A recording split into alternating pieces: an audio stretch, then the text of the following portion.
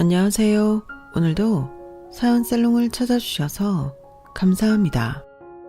저는 30대 후반 기혼 여성입니다.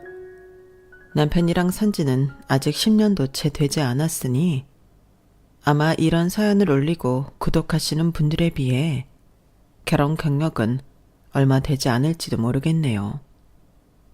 저 또한 이런 사연을 올리는 상상은 해본 적은 있어도 정말로 제 손으로 직접 사연을 적어서 올리는 날이 올 줄은 상상도 못했네요. 하지만 그동안 당해왔던 일을 생각하면 억울하고 손이 떨려서 사연이 채널에 올라올 생각을 하면 속이 다 시원합니다.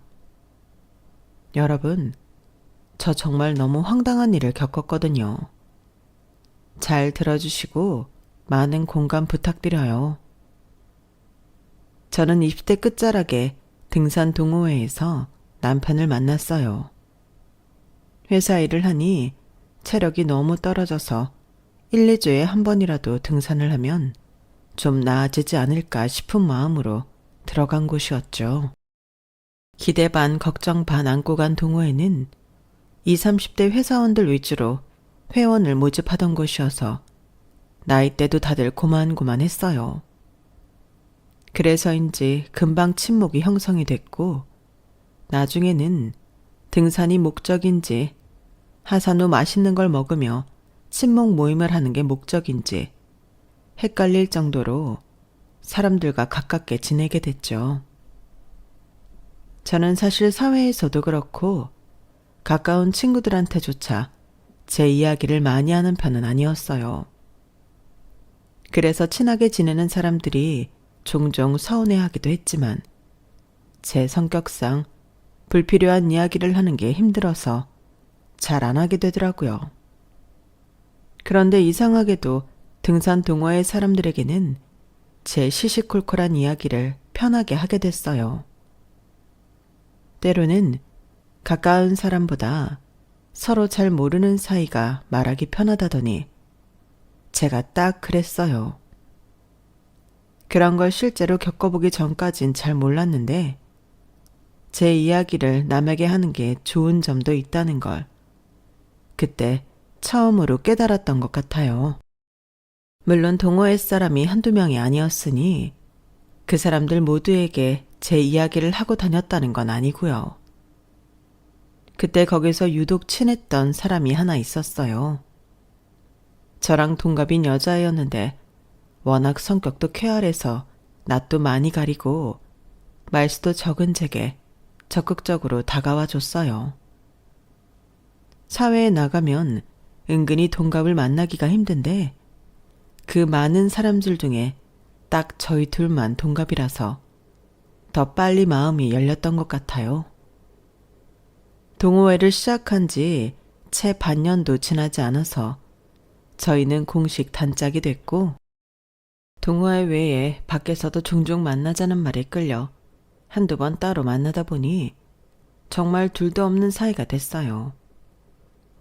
난 너랑 노는 게 제일 재밌더라. 나 정말 등산 동호회 안 들어갔으면 어쩔 뻔했나 몰라. 나도 그래. 나이 먹고 친구 사귀기가 옛날보다 힘들었는데 20대 다 끝나가는 마당에 이렇게 친구가 생길 줄은 진짜 예상도 못했어. 그러니까. 근데 너는 등산 동호회 계속 나갈 거야? 나는 좀 그만둘까 싶은데. 뭐? 왜? 나 사실 거기 남자 만나러 간 거거든. 근데 너도 알겠지만 거기 마땅한 남자가 없잖아? 그래서 그냥 관두고 다른 동호회를 들어가든지 하게. 내가 거기서 얻은 건 너뿐이다. 너라도 얻은 게 어디야? 뭐? 그럼 난 어떡하라고. 너 만나는 재미로 나갔는데. 그럼 너도 나와. 나와서 그냥 나랑 등산 대신 자주 만나서 놀자. 그럴까? 등산을 한 번씩 해주는 게 전체적인 체력 향상에 도움을 주긴 했지만 사실 평일 내내 회사에 시달리고 나면 쉬고 싶을 때도 많고 오히려 더 힘들 때도 많았어요. 저는 결국 그 친구의 달콤한 유혹에 넘어가 동호회를 같이 나와버렸어요. 야, 나 너 때문에 나오는 거니까 진짜 자주 만나줘야 돼. 동호회 끝났다고 모른 척하기 없기야. 아, 당연하지. 너는 내가 책임지고 만난다. 그런 의미에서 너 우리 오빠랑 좀 만나볼래? 어? 오빠? 너 오빠도 있었어? 나 쌍둥이잖아. 내가 얘기 안 했나? 우리가 아직 서로 모르는 게 많네. 전혀 몰랐어. 세상에, 내가 오빠 얘기를 안 했다니. 아니, 사실 나 쌍둥이 오빠랑 같이 살고 있거든. 그렇구나. 나 주변에 아는 쌍둥이 한 명도 없었는데. 신기하다. 일란성이야? 이란성. 우리 오빠 완전 착하고 괜찮은데. 같이 친해지면 재밌을 것 같지 않아? 에이, 니네 오빠도 피곤하실 텐데 뭘 그렇게까지. 왜? 우리 오빠도 너 같은 사람 만나면 좋지? 착하고 섬세하고 이쁘고 능력도 좋고. 야, 됐어. 무슨 소개팅 나가냐? 네가 그러니까 더 부담스럽다. 아, 그래? 그럼 취소. 근데 한번 같이 놀기나 하자. 가만 보니까 네가 딱 우리 오빠 이상형이란 말이야. 우리 오빠 완전 괜찮은 사람인데 어디 저 이상한 나쁜 여자만 만나서 맨날 상처받고 마음고생하더니 이제 연애도 안 하고 있어. 지켜보는 내 복장이 얼마나 터지겠니? 어차피 너도 솔로인데 한번 만나보고 마음에 들면 연애도 하면 좋잖아. 안 그래? 우리 사이도 한 단계 더 업그레이드 되는 거지. 친구에서 가족으로. 너도 달라는 가족 만들고 싶다며.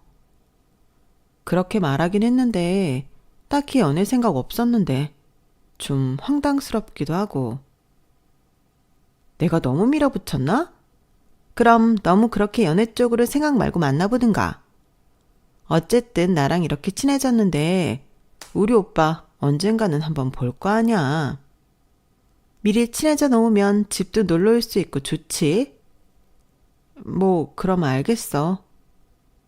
솔직히 말하면 제가 낯을 워낙 가리기도 하고 새로운 만남을 갖는데 피로를 느끼는 타입이라 친구하고만 시간을 보내고 싶었고 친하다는 이유로 왜 그 형제까지 소개를 받아야 하는지도 이해가 잘 가진 않았으나 워낙 쾌활한 친구라 한 번은 속는 척 넘어가 주기로 했어요.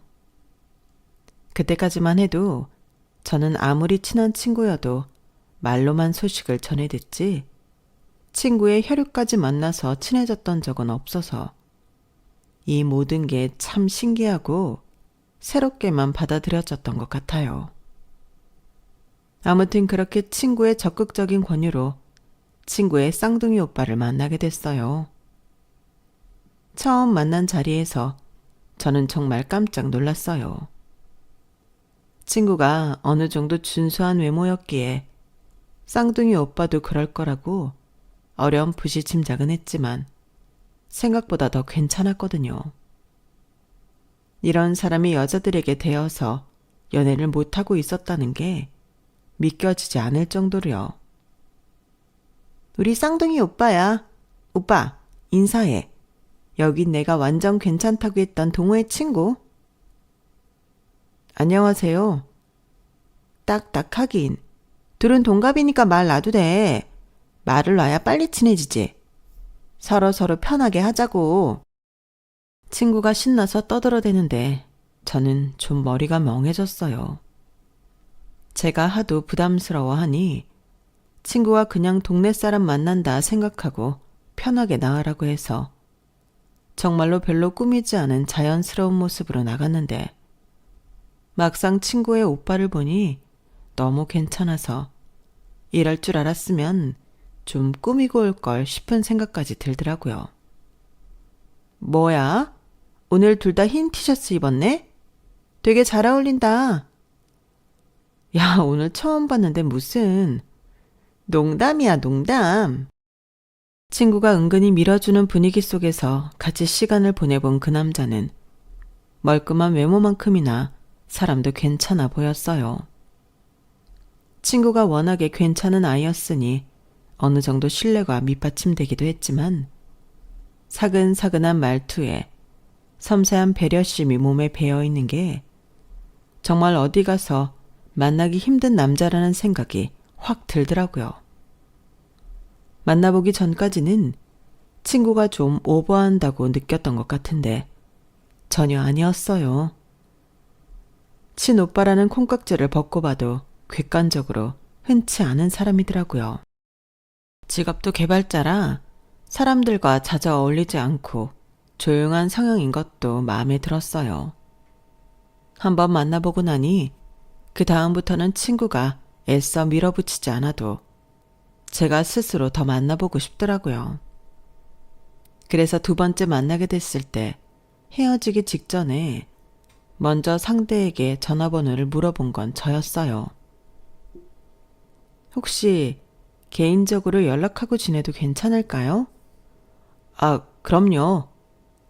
좀 놀라는 듯 하더니 환하게 웃으면서 제 핸드폰을 가져가 번호를 찍어서 돌려주는데 순간 정말로 심장이 터질 것 같다는 게 과장된 비유가 아니구나 싶었어요.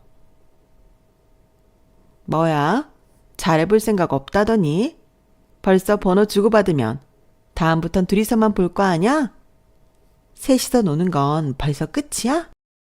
친구가 장난기 어린 목소리로 서운한 척을 하는데 제 눈엔 마냥 귀엽고 고맙게만 느껴지더라고요. 내가 나중에 은혜 다 갚을게. 서운해도 좀 이해해줘. 진짜지? 나 그 말 평생 기억한다. 은혜 꼭 갚아. 알겠다니까. 그 뒤로는 속전속결이었어요. 첫 연락을 언제 보내볼까 고민하던 게 무색할 정도로 남자 쪽에서 먼저 연락을 보내줬거든요. 번호 먼저 물어봐줘서 고마워요. 나는 다음 만남 때쯤 물어보려고 했는데 다음이 없을 수도 있으니까요. 제가 답답한 걸 좀 안 좋아하거든요. 그래요? 그럼 좀 답답해 하시지 않게 제가 노력을 해야겠네요. 좋죠. 근데 우리 언제까지 존댓말 써요? 동갑인데. 이제 말 슬슬 놓을까요? 그래. 내가 먼저 놨으니까 너도 놔. 이렇게 바로 놓는다고? 좀 당황스러운데. 네가 답답한 거 싫다며. 맞춰주는 건데. 아, 진짜 못 살겠다. 그 사람이랑은 단순히 문자만 주고받아도 재미가 있더라고요. 제가 답답한 거 싫다고 했던 말이 꽤 인상이 강하게 남았는지 서로 호감을 가진 상태에서 연애까지 가는 길은 뻥 뚫린 고속도로처럼 빠르게 진행이 됐어요. 친구가 입증해준 사람이라는 신뢰와 서로에 대해 갖고 있는 비슷한 호감도 덕분에 가능한 일이었죠. 친구는 막상 저희가 생각보다 너무 빨리 사귀니 조금 걱정을 하는 것 같았어요. 아니, 몇 번이나 만났다고 벌써 사귄다고? 연애 때 이렇게 불같이 타오르면 또 빨리 식던데? 둘 다 좀 진정해봐. 내가 어떻게 연결해 준 건데? 길고 얇게 오래 가야 할 거 아냐. 솔직히 네 말대로 그럴 수 있을지 모르겠다, 지민아. 뭐? 안 된다니까 그러네. 헤어질 거면 차라리 지금 헤어져. 나중에 다시 만날 핑곗거리라도 남겨놓게. 아이, 둘 다 나이가 더 어리면 모르겠는데 그게 무슨 뻘짓이야. 나 지성이랑 진짜 오래 갈 거야. 길게 갈 수는 있을 것 같은데 네 말대로 얇게 갈 수 있을지 모르겠어. 나 요즘 정말 너무 행복하거든. 다 지민이 네 덕분이야. 그래. 뭐 네가 좋다면 다행이지. 오빠도 아주 좋아 죽는 것 같긴 하더라. 그렇게 밀어주던 대로 잘 된 걸로도 모자라 둘 다 행복해하는 모습이 눈에 보이는데도 친구는 어쩐지 마냥 기뻐 보이지만은 않았어요. 저는 그때 그게 정말로 불같이 타오르는 저희를 걱정해서인 줄로만 알았어요. 제가 이렇게 좋아하면 뜰 듯이 기뻐해 줄 줄 알았는데 예상했던 반응이 아니라서 저도 그때의 친구 표정이 꽤 오랫동안 기억에 남았거든요. 그런데 한참 나중에 알았죠. 그때 친구가 왜 그런 묘한 표정을 지었는지요. 그건 저도 미처 생각하지 못한 질투였어요. 지민아, 네가 나한테 좋은 사람 소개시켜 줬으니까 나도 좀 소개시켜 줘볼까 하는데 어때? 뭐? 소개? 되겠어? 응? 뭐가? 아니, 너도 우리 오빠 봐서 알겠지만 괜찮아도 너무 괜찮잖아. 내가 이때까지 같이 산 게 저 오빠인데 적어도 날 만족시키려면 우리 오빠 이상으로 괜찮은 사람이어야 하는데 그런 사람을 만나는 게 쉬운 일이어야 말이지. 아, 뭐 그렇긴 한데 그래도 우리 회사 사람인데 워낙에 평판도 좋고 집도 좀 괜찮게 살아서 어디 다른 여자가 채가면 너무 아까울 것 같아서 너한테 소개시켜주고 싶은데 별로야? 아니 뭐 만나는 볼게. 저는 진심으로 고마운 마음에 친구에게도 좋은 짝을 찾아주고 싶어서 주변에 조금만 괜찮아 보이는 사람이 있으면 친구와 연결시켜 주려고 했지만 친구는 별로 달가워하지 않으면서 소개를 받았어요. 저도 처음에 친구가 밀어줄 때 그런 반응이었으니 할 말은 없었지만 문제는 사람들 만나고 난 후 친구의 후기였어요. 어땠어? 좀 괜찮지 않아? 성격도 귀엽고. 뭐 그럭저럭 괜찮긴 한데 우리 오빠보다 괜찮지는 않던데. 일단 그 사람은 키가 너무 작아.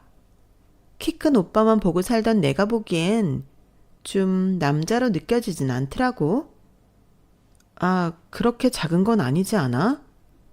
그냥 평균 키인 것 같은데. 오빠가 182잖아. 보고 자란 게 있는 내 생각도 좀 해주라. 알겠어. 남매들이 함께 자라면서 서로의 이상형에 얼마나 미치는지는 굳이 이 친구가 아니더라도 다른 남매인 친구들을 통해 많이 봐왔기에 그렇게 이상하게 느껴지진 않았어요. 하지만 정말 노력해서 개인적으로 제가 정말 괜찮다고 생각했던 남자를 2번이나 더 소개시켜 줬음에도 친구는 같은 이유로 남자들을 깠죠. 이유는 단 하나였죠. 친오빠에 비해 모자라서. 야, 그래도 이번에 소개시켜준 사람은 정말 괜찮지 않아? 이 사람은 내가 연애 안 하고 있었으면 잘해보고 싶을 정도로 괜찮은 사람인데? 그래? 그럼 너 그 사람 우리 오빠랑 바꾸라면 바꿀래? 나는 당연히 아니지. 지성이랑 얼마나 잘 만나고 있는데. 그러니까 그렇게 괜찮았음 너도 오빠 버리고 만난단 소리 했겠지. 하도 친오빠 핑계를 대며 애써 시켜준 소개팅을 단 한 번만의 만남으로 깨뜨리니 나중엔 힘도 안 나더라고요. 이 정도면 할 만큼 했다는 생각이 들어서 소개시켜 줄 만한 괜찮은 남자를 물색하는 일도 그만둬버렸어요.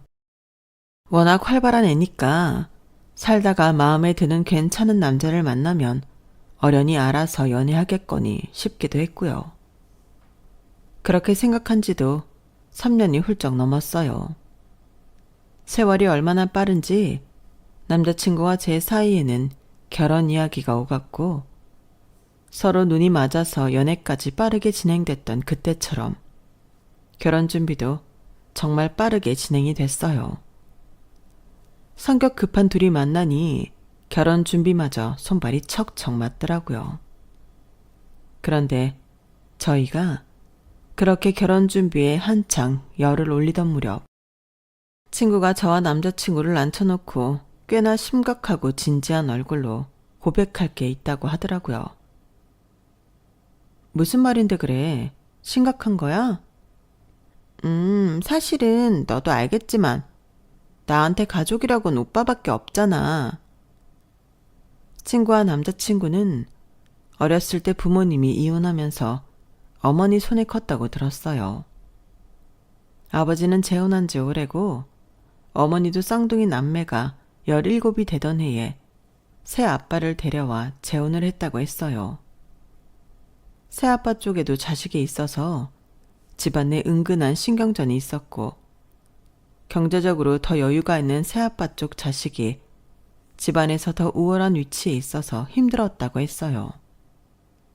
그래서 그 집에서 탈출하기 위해 서로 더 의지하며 지금 같은 돈독한 사이가 됐고 성인이 되자마자 그 집을 탈출해서 그 이후로 쭉 둘이 같이 살았다고 들었거든요. 그래서 흔한 다른 남매와는 달리 둘의 우애는 유독 끈끈하고 애틋했어요. 저도 그걸 잘 알고 있었죠. 뭔데 이렇게 뜸을 들여? 아니, 내가 당장 지금 오빠랑 살고 있는데 오빠가 너랑 결혼해서 집을 나가면 이 집에는 나 혼자 남잖아. 근데 내가 한 번도 오빠 없이 살아본 적이 없어서 솔직히 말하면 좀 무서워서. 아, 근데 그 부탁이라는 것이 좀 사람 말문을 막히게 하더라고요. 오빠 없이 살아서 무섭다는 게 결혼을 하지 말라는 뜻 같아서 어이가 없었거든요. 근데 내가 도와줄 수 있는 게 없는데 뭘 부탁하려는 거야? 설마 결혼하지 말라는 거야? 어우, 야, 아니야. 내가 설마 너한테 오빠 소개시켜줘 놓고 그런 부탁을 하겠어? 그런 뜻은 아니었어. 그럼 뭔데? 어디 주변에서 룸메이트라도 소개시켜줘? 아니, 룸메이트 만들어봐야 골치만 아프지. 또 안 맞으면 싸우고. 생활 습관이니 패턴이니 맞추는 것도 일이고. 룸메이트는 필요 없어. 근데 그냥 내가 결혼할 사람 찾을 때까지 좀 같이 살아주면 안 될까? 뭐? 대신 네가 우리 집에 들어와서 지내면 되잖아. 우리 집 저번에 와봤지? 엄청 넓어. 아빠가 우리 두고 재혼한 거 미안하다고 오빠 명의로 넓은 집 하나 해줬거든. 오빠는 결혼하면 그 집은 나한테 주고 간다는데 솔직히 나 혼자 그 넓은 집 살아서 뭐해. 혼자 살기 무서운 김에 너랑 오빠랑 셋이 같이 살면 어떨까 해서. 너도 집값 아끼면서 좋은 집 살면 좋잖아. 친구가 한 제안은 정말 상상도 못한 종류였어요. 지금 남자친구랑 살고 있던 집이 남자친구 소유라는 것도 처음 알았고 같이 살자는 제안을 할 줄은 몰랐거든요. 친한 친구긴 해도 소중한 신혼을 신우이와 함께 보내고 싶은 마음은 당연히 없었어요. 하지만 결혼 준비하는데 가장 막막했던 집값을 해결할 수 있다는 점에서 마냥 싫은 제안은 아니었어요. 친구가 사는 집이 워낙 괜찮아서 그런 복잡한 가정사를 가지고 있음에도 어떻게 이렇게 좋은 집에서 살고 있는지 늘 의문을 가지고 있긴 했거든요. 친구나 제 남자친구나 남들에 비해 월등히 높은 연봉을 받고 일하는 것도 아니었기에 더 그랬어요. 친구랑도 사회에서 만난 것 치곤 급격히 가까워졌을 만큼 잘 맞았고 그 제안을 받았을 때는 지금 생각해보면 아주 짧은 시기였지만 이제 막 친구가 만나고 있는 남자친구도 있을 때라 모든 게 그렇게 오래 걸릴 거란 걱정은 없었던 것 같아요. 무엇보다도 친구의 진심 어린 난처한 눈을 보고 나니 딱 잘라 거절하기가 좀 어렵더라고요. 일단 부모님도 아시긴 해야 할 것 같아서 상의해보고 얘기해줄게.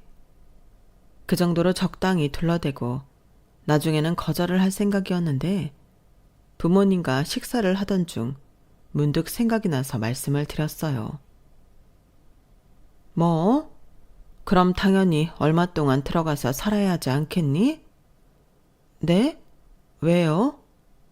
지금 너랑 지성이랑 따로 나와서 살면 지성이 집은 동생이 쓰고 니네는 다른 집 나와서 살아야 하는데 니네가 지민이가 결혼할 때까지만 같이 살아주면 그땐 그 애가 그 집에서 독립을 한다는 거잖니. 괜한 돈 쓸 필요가 뭐 있어? 지민이랑은 일반적인 시누이 관계도 아니고 친한 친구니까 나쁠 거 없을 것 같은데? 그런가? 안 그래도 고민 중이긴 했어요. 엄마 생각엔 그 집이 어차피 지성이 명이면 그렇게 하는 게 더 좋을 것 같아. 너도 집 구하려고 돌아다녀 봐서 알겠지만 그것만 해결해도 고생이 덜해. 그건 그래요. 잘 이야기해 볼게요.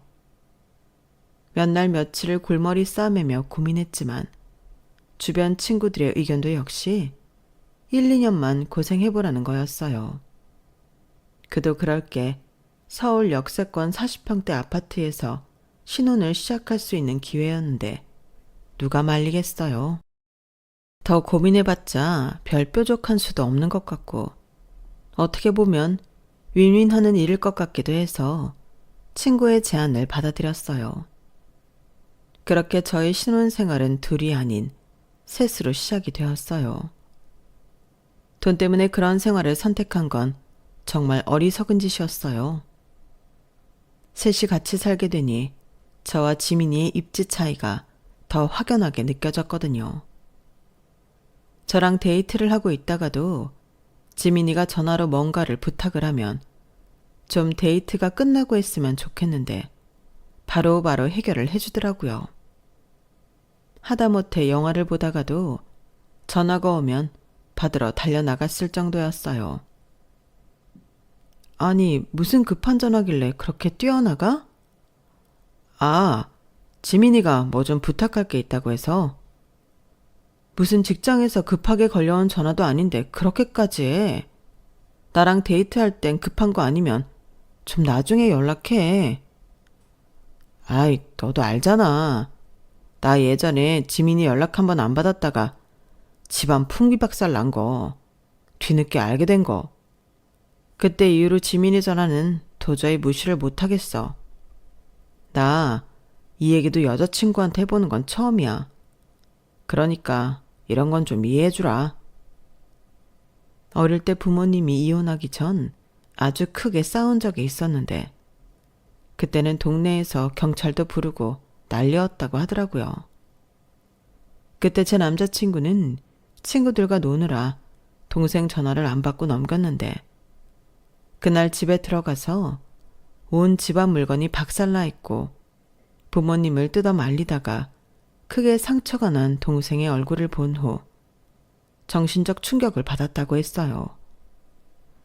그날 동생을 지켜주지 못하고 혼자서 아무것도 모르고 친구들과 신나게 놀았다는 생각에 죄책감이 들어서 그 뒤로는 전화를 강박적일 만큼 바로 받았대요. 그래요. 뭐 이런 마음 아픈 가정사쯤은 저도 사람인데 이해할 수 있죠. 하지만 제가 환장하는 포인트는 이 남매의 아련하고 아픈 손가락 같은 사연이 아니었어요. 이걸로 인해 동생 전화를 강박적으로 받는 것까진 그래, 기분은 좀 나쁘지만 그렇다 칠 수 있었어요. 그런데 남자친구는 정말로 그런 트라우마는 동생에게만 해당이 된다는 듯 본인이 즐거울 때 막상 제 전화는 그렇게 칼같이 받지 않았어요.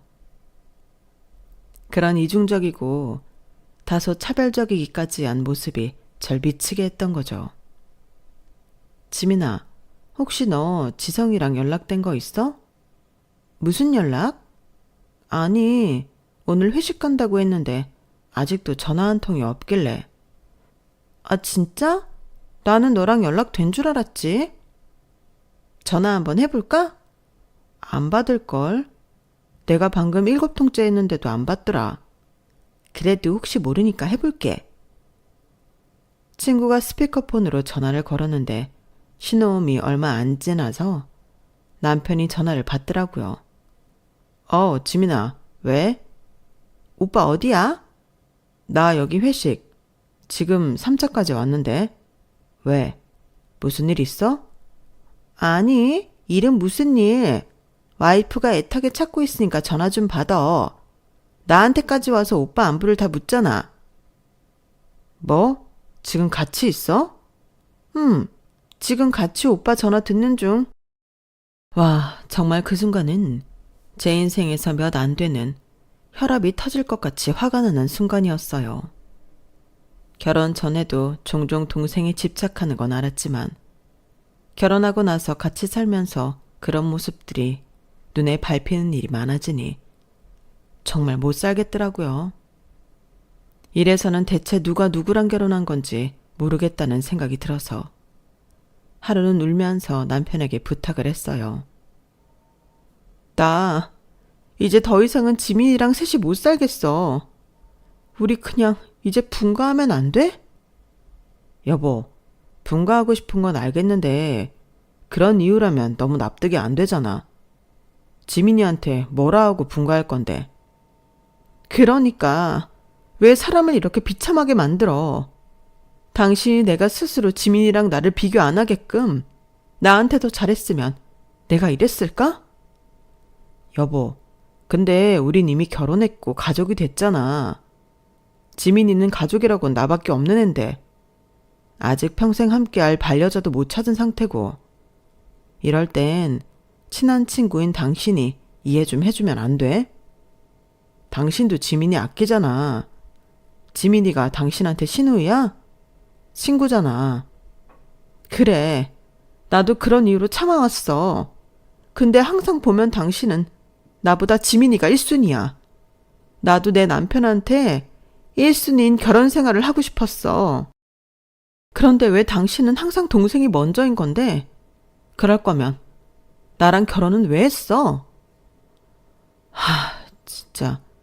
당신은 우리 마음 몰라. 당신도 우리처럼 컸으면 언제나 서로를 신경 쓸 수밖에 없었을 거야. 그래, 난 그렇게 안 커서 둘 마음을 몰라. 이해하고 싶지도 않고. 내가 둘 사이를 이해해야 하는 게 필수 덕목은 아니잖아. 항상 이런 식이면 내가 당신 뭘 믿고 살아가? 나랑 지민이가 물에 빠지면 당신은 지민이 구할 거잖아. 제발 억지 좀 그만 부려. 당신 잊었어? 우리 만난 것도 지민이 덕분이잖아. 남편과는 도무지 말이 통하지 않았어요. 제가 아무리 속상하고 서운한 점을 말하며 분통을 터뜨려도 남편은 오히려 저를 속 좁고 이해심 없는 사람인 양 취급하더라고요. 아무리 말해도 속 위에 경일기처럼 느껴져서 나중엔 저도 그냥 포기하기 시작했어요. 이렇게 남편과 신뢰가 조금씩 무너져 가던 중에 하늘의 장난처럼 제게 아이가 생겼어요. 항상 아이를 낳고 싶었던 마음은 있었지만 제가 원하던 시기는 지민이와 분가를 하고 난 뒤였어요. 남편과는 반복되는 싸움에 마음의 거리도 멀어져 있고 시기상 아이가 생긴 게 마냥 기쁘지 않더라고요. 하지만 제 속도 모르고 남편과 친구는 행복해 죽더라고요. 너무 축하해. 너 아기 낳으면 조카 일하는 동안 내가 봐줄게. 너 오빠 닮았으면 정말 예쁘겠다. 나 너무 기대돼. 여보, 정말 고맙고 축하해. 드디어 우리에게도 아이가 생기네. 몸 건강히 관리해서 순산하자. 걱정과는 달리 아이가 복덩어리였는지 그나마 아이가 태어나니 남편의 태도가 조금 바뀌는 듯 했어요. 시누이보다는 저를 더 위하고 챙겨주기 시작했던 거죠.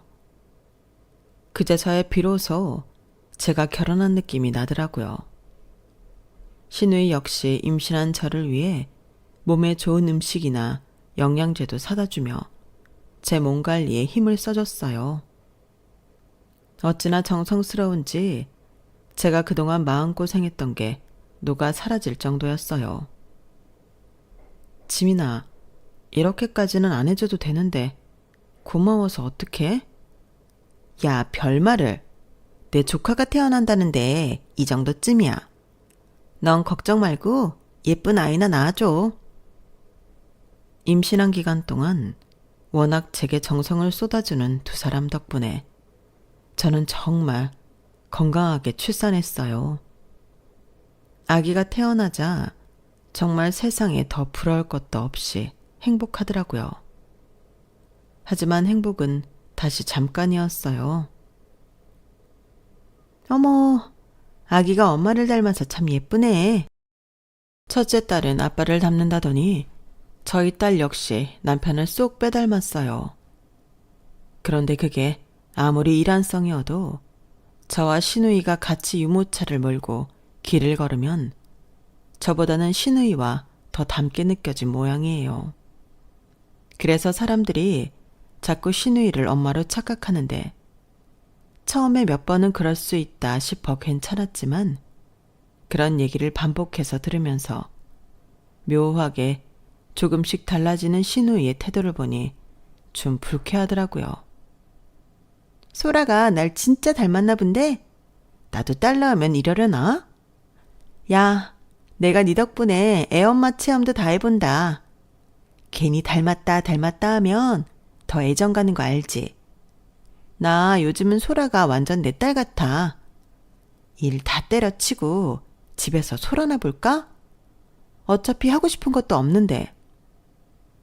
뭐 그래주면 나야 좋지만 그래도 너도 결혼해서 네 애 낳아야지.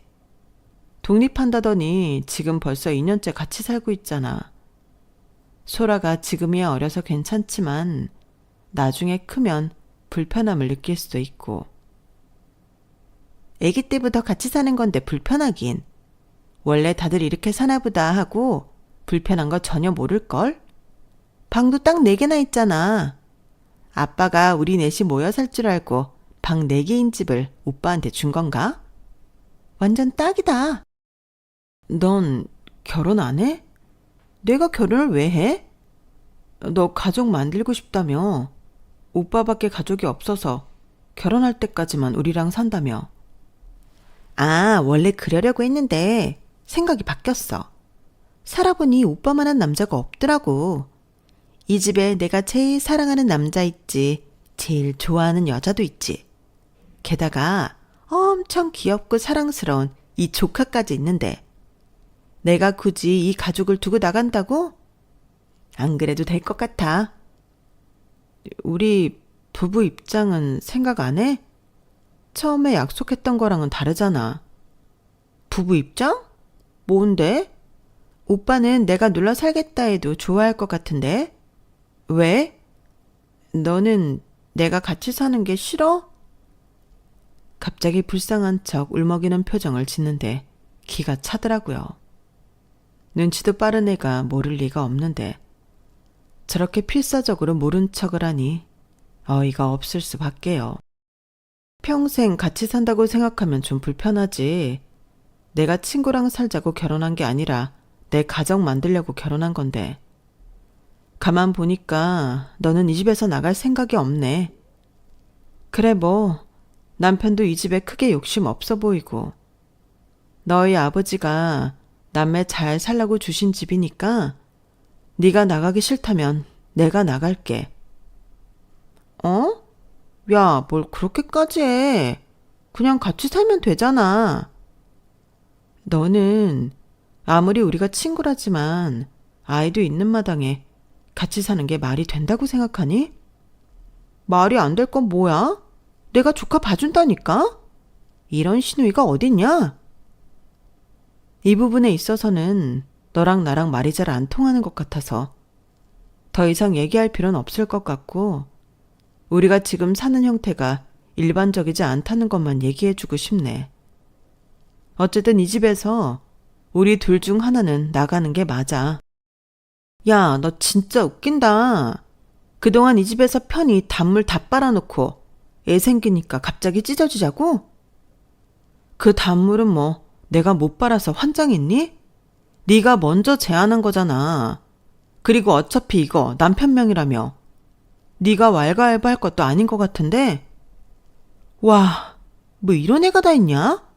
우리 아빠가 나랑 같이 살라고 준 집이야. 너보단 내가 이 집에 소유권이 있지.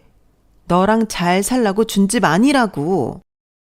그래, 그러니까 나가기 싫으면 내가 나가준다잖아. 뭐가 문제야? 나갈 거면 애는 두고 나가. 오빠도 그렇고 너 혼자 나가라고. 어차피 오빠도 이 집에서 나갈 생각 없어 보이니까. 미쳤니? 내가 내 새끼 두고 어딜 가? 당연히 애랑 남편은 데리고 가야지. 네가 원하는 대로 이 넓은 집 혼자 다 독타지하고 살면 되잖아. 웃기고 있네. 그 애도 내가 너랑 오빠 소개 안 시켜줬으면 태어나지도 않았어. 걔 태어난 데는 너보다 내공이 더 크니까 애는 두고 가. 너 진짜 자꾸 말 같지도 않은 소리 할래? 뭐가 말 같지도 않다는 거지? 어차피 소라 데리고 다녀봤자 나랑 더 닮았단 소리 듣는데 네 딸이란 생각이 드니? 집 나갈 거면 내 소개로 만난 가족들은 다 반품하고 가. 그게 맞지? 말 같지도 않은 소리에 일일이 반응하면 안 된다는 걸 알면서도 그동안 자잘하게 쌓여왔던 것 때문에 흥분이 되더라고요. 야, 너 진짜 제정신이니? 저도 모르게 언성이 높아졌고 신우이도 화가 났는지 점점 말하는 수위가 세졌어요. 거의 머리채 잡기 직전에 남편이 들어왔어요. 뭐야? 분위기가 왜 이래? 당신 딱 정해. 나랑 살 거야? 당신 동생이랑 살 거야? 뭐? 야, 뭐 이런 게 다 있어. 얘가 이쁘고 착한 줄 알고 오빠 소개시켜놨더니 오빠랑 내 사이를 갈라놓으려고 해? 감히? 네가? 빨리 대답해. 나 더 이상은 얘랑 못 살아. 얘랑 당신 관계에서 안 받아도 될 스트레스 받고 사는 것도 이젠 지쳤어. 당신이 얘 택하면 소라 데리고 깔끔하게 사라져 줄게. 둘은 나 없었을 때 원래 살던 대로 살아. 나도 소라 데리고 내 인생 새로 시작할 테니까. 여보, 대체 갑자기 그게 무슨 소리야? 왜 이렇게 감정적으로 굴어? 내가 지민이랑 당신 중에 어떻게 한 사람을 택하라고. 같이 살면서 서로 맞춰가는 거 어렵지. 그래. 그래도 우리 그동안 잘 지내왔잖아. 잘 지낸 건 당신뿐이겠지. 당신이 묘하게 지민이랑 날 차별하는 것 때문에 내가 얼마나 스트레스 받았는지 알기나 해? 아니, 뭐 몰라도 어쩔 수 없지. 지금 와서 그런 게 다 무슨 소용이야. 내 속은 썩을 대로 썩어 문드러졌는데. 여보, 일단 진정하고. 내가 그냥 사라져주는 게 맞겠어. 이 이상한 집안에 낀 내가 잘못이지. 나랑 죄 없는 소라는 놔줘. 다신 꼴도 보기 싫으니까. 그래 오빠. 가겠다는 사람 굳이 붙잡지 말자. 그래도 애는 두고 가라니까. 끝까지 헛소리를 늘어놓는 신우이를 보다가 말없이 남편 쪽을 봤어요. 남편도 저를 가만히 쳐다보길래 저는 정말 만감이 교차하는 눈빛으로 남편을 응시했어요. 지금 나 안 잡으면 평생 당신 딸 못 보고 살 거야. 그래도 괜찮으면 나 이대로 보내. 뭐? 너 지금 애 가지고 협박하는 거니? 협박이라 생각해도 할 수 없어. 나도 좀 살자고 이러는 거니까. 저는 방에 들어가 아이 짐부터 챙겼어요. 당장 이 집에서 나가버리고 싶어서 최소한 필요한 것들을 먼저 챙겼죠. 잠시 조용하던 남편이 방에 뛰어 들어와서는 저를 말리더라고요. 그래, 알겠어 여보. 그만해. 내가 잘못했어. 나 당신 없이 못 사는 거 알잖아. 빠른 시일 내에 지민이 내보낼게. 아니? 그럼 내가 며칠을 또 얼굴 보고 살아야 하잖아. 그리고 그래놓고 또 안 내보내면 난 어떡하라고. 내보낼 거면 지금 내보내. 야, 이 미친년이? 너 일로 와. 뭐? 지금 내보내? 이게 돌아도 단단히 돌았나? 이지민, 너 나가라. 어? 오빠, 뭔 소리야? 미쳤어? 내가 그동안 이 사람 힘들게 한 건 맞아. 너랑 있으면 나도 모르게 너한테 더 신경을 쓰게 돼서. 근데 너 나 잘 살라고 이 사람 소개시켜 준 거잖아. 그치? 그럼 미안하지만 오빠 위해서 한 번만 희생해 주라.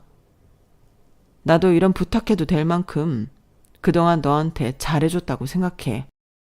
아니, 그래도 그렇지. 오빠, 당분간 머물 곳 있는지 알아봐 줄 테니까 지금은 좀 나가줘. 이 사람 너무 흥분해서 기분 맞춰줘야 하니까.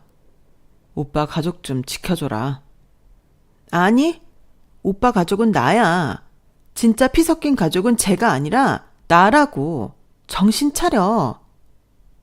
내 딸도 있는데 애 엄마한테 함부로 말하지 마. 오빠, 지금은 좀 가줘. 이 사람 확 가라앉으면 연락할게. 오빠!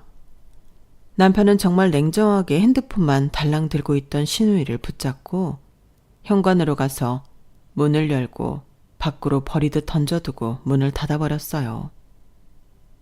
그 모습이 너무 의외라서 벙쪘지만 뒤늦게 속이 시원하더라고요. 여보, 그동안 내가 미안했어. 당신이 하자는 대로 할 테니까 애 데리고 떠나겠다는 말만 하지 마.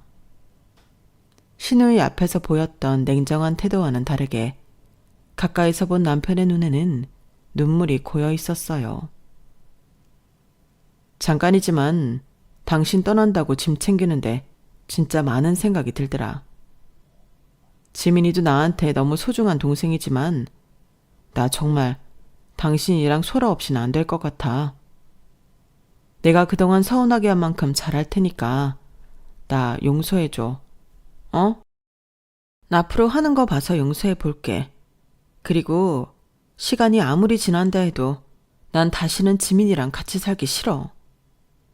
당신이 변해서 이제 나랑 소라를 1순위로 챙겨준다 해도 애초에 아무리 친한 친구였어도 신우이랑 같이 사는 게 아니었는데 이 집을 쟤한테 주고 나가는 한이 있어도 난 다신 같이 안 살 거야. 그러자. 지민이 짐은 내가 싸서 붙여줄게. 당신은 아무것도 신경 쓰지 마. 남편은 아이가 생기더니 그제서야 이 가족의 책임감이나 애정이 더 생긴 것 같았어요. 가끔 아이가 없었다면 그 상황에서 제 편을 들기는 했을까 싶어서 좀 마음 한켠이 씁쓸할 때도 많지만 좋게 생각하면 아이가 태어나고 저에 대한 애정도 더 깊어진 것 같아서 좋은 일인 것 같기도 해요. 그 뒤로 신우이랑은 아예 연락이 끊어졌어요. 남편이 굳이 저에게 알려주지도 않았고 짐을 싹 정리해서 붙인 뒤로는 신경 쓰일 일이 거의 없었네요. 난생 처음 보는 남편의 냉랭한 태도에 꽤 충격을 받은 건지 신우이는 저에게 일절 연락을 하지 않았어요. 신우이한테는 일단 대출을 내서 살 집을 마련해 주었어요. 아무리 남편 명의 집이라지만 당연히 신우목도 있었던 거니까요. 신우 없이 산 지 3개월째 되던 날 문득 잃어버렸던 제 가족을 되찾은 느낌이 들어서 기분이 이상하더라고요. 남편을 소개시켜줬다는 이유만으로 늘 족쇄를 찬 듯 신우이를 떨쳐내기가 너무 어려웠는데 지금은 머리가 좀 맑아져서인지 왜 그런 거에 집착했나 싶어요. 참 이런 걸 보면 가장 좋아 보였던 관계가 독이 되기도 하더라고요. 가장 친했던 친구가 세상에서 제일 얄미운 신우이가 될 줄 누가 상상이나 했겠어요. 이래서 시자 붙은 사람은 무조건 피해야 한다는 옛말이 틀린 거 하나도 없는 건 아닌가 생각해 봅니다.